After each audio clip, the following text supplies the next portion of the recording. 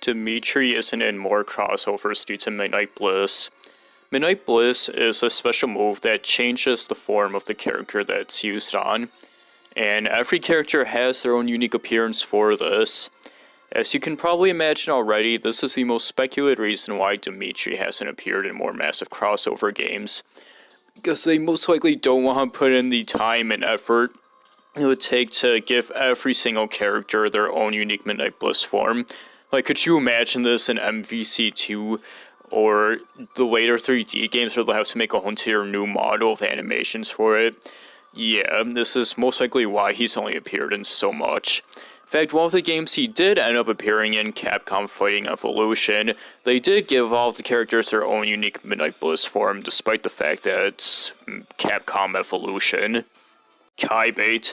So this was a really obscure character that even people who've played through the games maybe only have heard of once in like passing and never really kept any track of.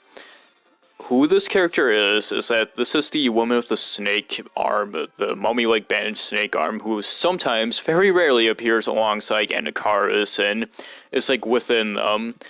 Hardly anybody knew who this was up until Street Fighter V, where surprisingly, of all characters, they were given an alternate costume based on it, being Minot having an outfit that looks like Talbain. And yeah, because of this like rise of like, I guess appearances, you can tell it, people have learned about Talbain more, and she's also one of the other characters where people say that she could like use her own character slot if there's ever a sequel. Dark Talbain. So this is a character like Oboro Bishiman in the MVC1 secret characters, where they're a secret palace swap character of another existing one, obviously being John Talbain. And yeah, this is also a really obscure character. They were his final boss battle in Vampire Savior, and didn't appear, and they weren't playable. However, in the PSP ports of the game, that being one port, which is kind of like all of the games put together in a way, he appears in the game's coding, despite the fact that he's absent otherwise. And the coding this implies that he was meant to be playable in not only this, but also the previous titles. Unlike the other characters I've been talking about, Dark Talbain and I guess also Oboro Bishiman aren't necessarily characters that people point at to come back in a sequel as their own character. Ruby Hearts and Amingo are cut characters. So this is something that's been speculated on for a very long time, and most people basically just accept this as the truth now. In fact, for Ruby Heart, I think it might have been officially confirmed at some point, but I'm not entirely sure about that, while Amingo is still just speculation. They were both characters who were original to Marvel vs. Capcom 2, and people wonder where they came from, with Ruby Heart being the like main character, quote-unquote, of that game. And yeah, they supposedly were supposed to be in Darkstalkers, but got cut because, you know, it's Darkstalkers. They stopped making games for it. In fact, I actually thought Ruby Heart just was from Darkstalkers before I knew better. And Amingo, people speculate that he was put in there to promote a game of his own, but, you know, most people are just saying that he was going to be in another Darkstalkers game, and yeah, I'd say he fits, and Ruby Heart especially does, just because she's a pirate who summons ghosts, so yeah. As for that third character who's original to MVC2, I'll talk about them a bit later. Angel.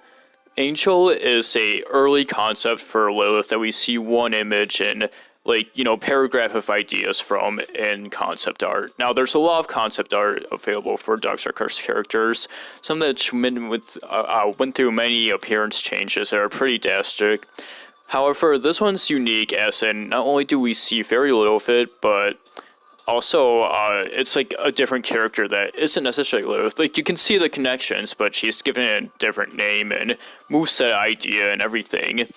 And again, some people have said that this could be their own character. If there's ever another game ever made, take a drink whenever I say that, of water.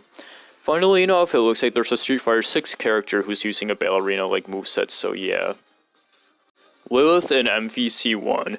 Speaking of Lilith, she sort of makes an appearance in the first Marvel vs. Capcom game.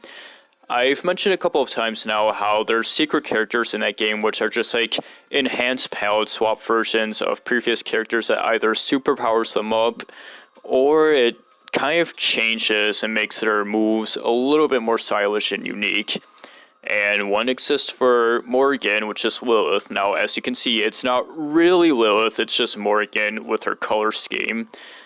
And this has not appeared in any Marvel vs. Capcom game since. Lilith herself hasn't appeared in one yet, at least you can only hope.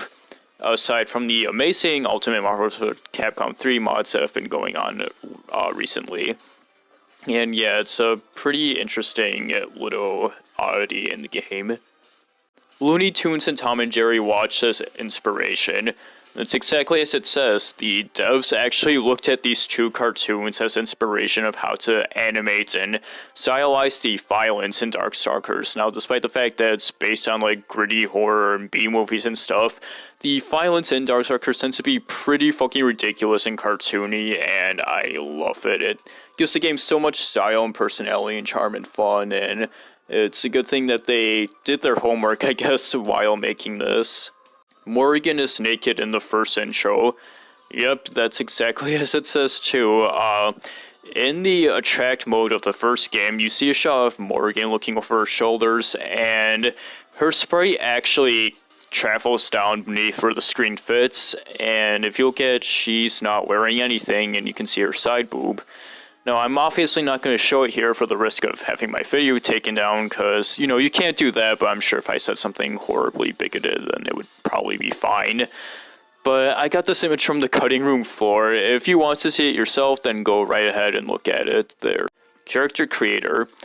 In the PS1 version of Vampire Savior, there is an original character mode, quote-unquote. And what this is that it's a really neat, oddie one that I'm surprised even exists, that everybody has overlooked, being that you don't actually make your real original character, but you take any existing one that's in the game, even the secret ones, and you can change their palette colors and their name, and you play as them, and you can like level them up and increase their stats and such, and yeah, it's pretty fucking fascinating that something like this was able to make it into that game, and in a port of the PS1 no less, which was kind of infamous for not really having the most complete fighting game ports. And this is something that you had more in tune seen like in later generations of fighting games, so yeah, it's pretty fascinating. Anyway, up next we'll be talking about even more like dark and vague theoretical stuff.